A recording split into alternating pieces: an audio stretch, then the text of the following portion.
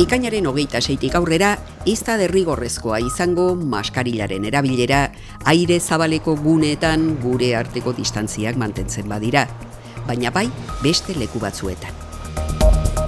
Kaleka Lekitoko nazioarteko kale arteen jaialdiak 12 ikuskizun ekarriko dizkigu.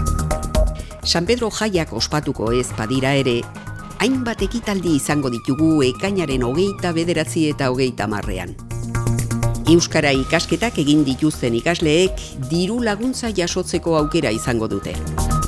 Gaur euriteak alde batera utzi eta datozen egunetarako giro aldakorra nagusituko da.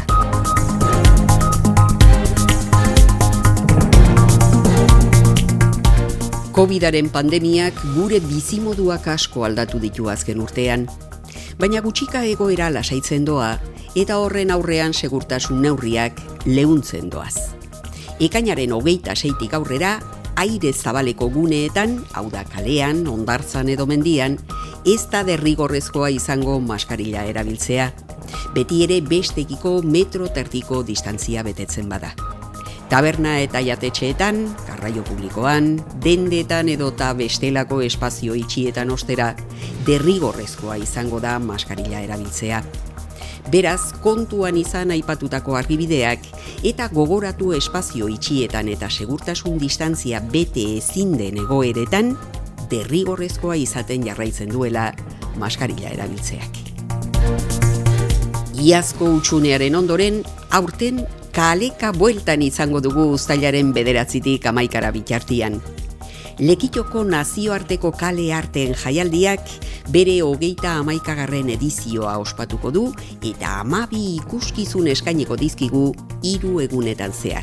Ez dakizuen modura bertan bera geratu zen, pandemia dela testala bertan bera geratu zen, eta aurtengua berezia izango da. Aurtengua izango da berezia, segurtasun eta COVID dela eta neurri guztiak beteko diraz.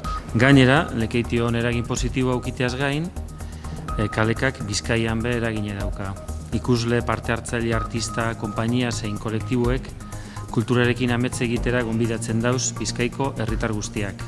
Txile, Katalunia, Gaztela eta Leon, Valentzia, Madril eta noski, Euskal Herritik etorritako konpainia eta kolektiboak izango ditugu. Eta formatu desberdinetako ikuskizunak ikusi ahalko dira jaialdirako aukeratutako 3 gunetan. 3 gune horrek izango dira, alde batetik Abaroa Jauregiko lorategia, Plaza Baltza eta eskoletako jolastokia. Aurten aforo mugatua dalata, sarrerak eskuratu beharko dira, ikuskizunetara joan ahal izateko. Sarrerak egongo dira 2 ordu arinago ikuskizunen gunean bertan. Ikuskizun guzti hauek aforo mugatua izango dute, eta sarrerak 2 ordu lehenagotik hartu ahalko dira emanaldia egingo den gunean bertan. Egitaraua, kaleka.eus orrialdean jaitsi ahalko duzue. Gogoratu beraz, uztailaren 9tik 11 kalekarekin hitzordu berezia izango duzuela. Aurtengo egoera delata ezin izango ditugu San Pedro jaiak ospatu, baina ekintza batzuk antolatu dira.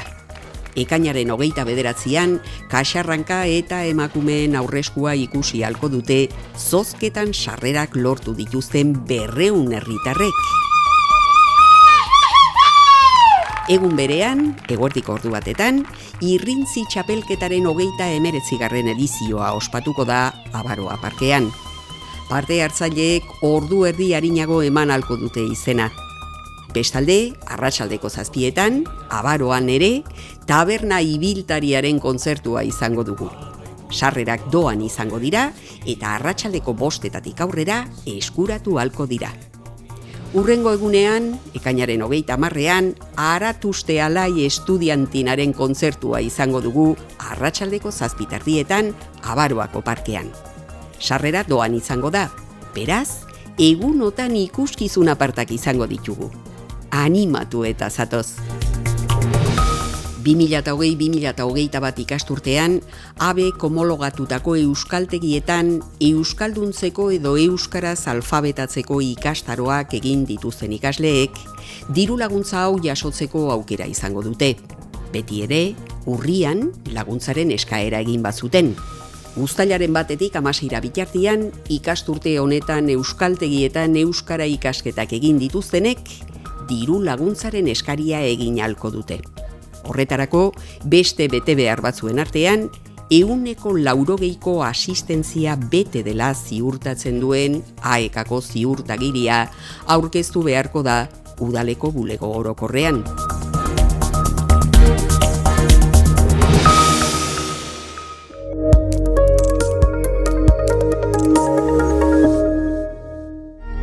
Siento que me cuesta mucho estar con gente, porque solo quieren que me recupere. En un lugar salvaje. Edi Mazisek kolpe handia hartu berri du bere bizitzan. Tragedia gogorra hau jasan ondoren, protagonistak mendian bilatuko du babesa eta txabola batean bakartzea erabaki. Lehen aldiz, eguneroko zailtasun handiei aurre egin beharko die, baita heriotzatik gertu dagoen esperientzia bizi ere muturreko baldintzengatik. Baina erretiro pertsonal honetan ere, tartea egongo da adiskidetasun berri bati ekiteko eta berriro bizirik nola senti daitekeen jakiteko. ¿Has pensado en cómo quieres que sea tu vida ahora?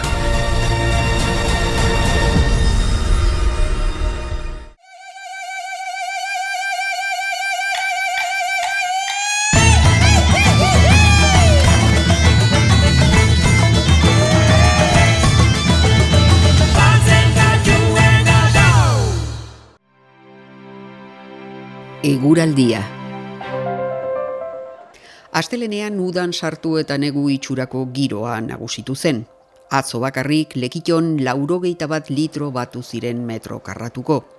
Ekainean bataz beste 50 litro prezipitatzen duela kontutan izan da, ez da kopuru txikia egun batetan botatzeko. Gaur badirudi euriteak alde batera utziko ditugula. Bihar barikua hodei batzuk egongo diren arren, giro argia nagusituko da. Temperatura igo egingo da eta uda garaiko balioetara heldu. Zabatuan goizez hodeiak agertuko dira. Halere, giroa argia izango da eta temperaturak gora egingo du. Arratsaldean haizeak ipar mendebaldera egin eta hodeiak ugaritu eta zaparrada batzuk bota ditzake. Domekan zeruan hodei asko espero ditugu eta giroa euritsua izango da. Eguneko edozein momentutan busti dezake. Temperatura maksimoak asko jaitsiko dira eta ez dute 20 graduren muga gaindituko. Goazen argazkiekin. Antxongoitiak ostadarra bidali digu portutik. Hauek larunbateko irudiak dira. Inigo Kaltzakortak ere ostadarra bidali digu. Beste hau goi hodeiekin portuko argazki ederra. Flor Andoinek, Ilunabarreko kumulonimbus hodei ederra hauek bidali dizkigu itsaso gainean. Hodei hauek ekaitzak eragiten dituzte.